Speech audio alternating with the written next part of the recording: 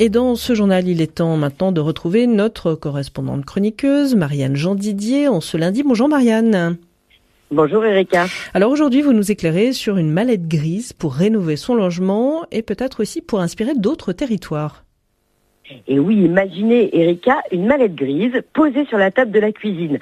Elle ressemble à n'importe quelle boîte à outils, mais quand on l'ouvre, pas de tournevis ni de marteau.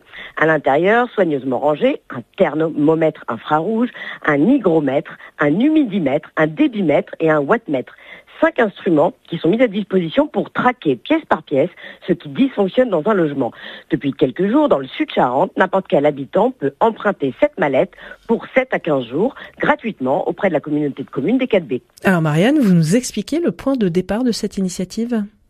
Et oui, l'idée part d'un constat simple, Erika. Sur ce territoire, 8% des logements sont vacants et beaucoup sont vétustes.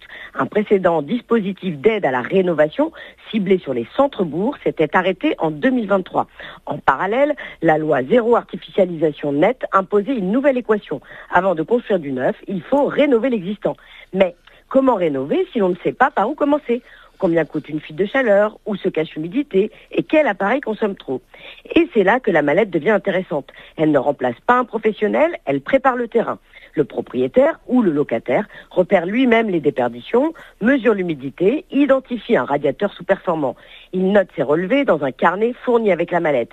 Puis, en partenariat avec le CAUE, un rendez-vous permet de basculer vers les aides à la rénovation adaptée.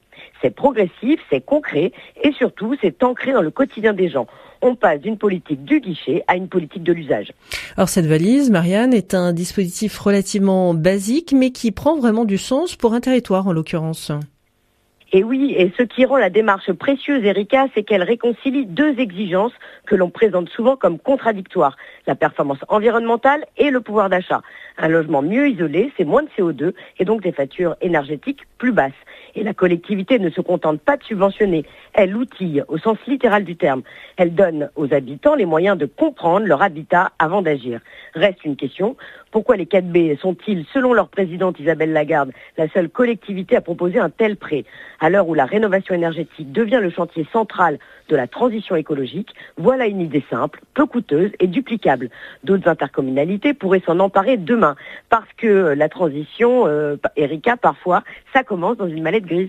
Merci beaucoup à vous, Marianne, et on vous retrouve évidemment bientôt sur cette antenne dans ce journal.